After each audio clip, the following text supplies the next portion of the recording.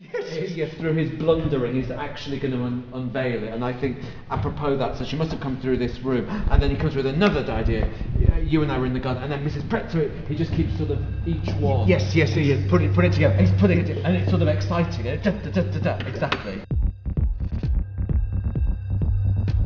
Joe Orton, he's arguably the most famous playwright to emerge from Leicester. Joe never saw this play performed. He died a year before it made it to the stage. When Joe was writing this play, homosexuality was illegal, and it feels that sort of many of the themes within the play are a response to the restrictions and the draconian laws of his time. I play Dr. Prentice, who is a psychologist. He's trapped in something of a loveless marriage. There are endless barbaric things that happen in the play. Orton is asking you, what are you actually offended by in all of this? He's just the storm around which all of the other storms are circling. The first day's always frightening, then you sit down and you start reading it through, and once you're starting reading it through, then it feels easier. And then easier again when you stand up and start, working it through on your feet as opposed to just being around a table.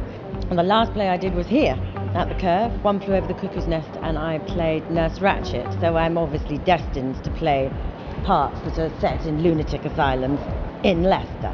When I first met Nikolai about the job, he said, "What do you think of the character?" I said, "He's mad." And that was just on a kind of skim reading of the play the day before, so I don't think he's not mad.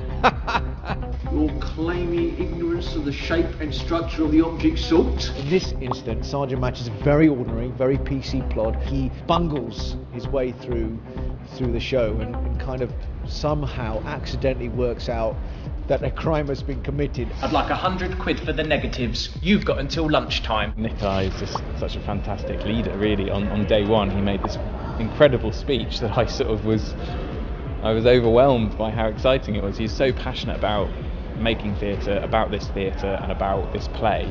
I couldn't help but get sort of carried away with it. So I think expect to be entertained, but I think also expect to be really challenged. Tie all of that together, Curve, Leicester, Joe Orton, anniversary year, you can't really turn it down.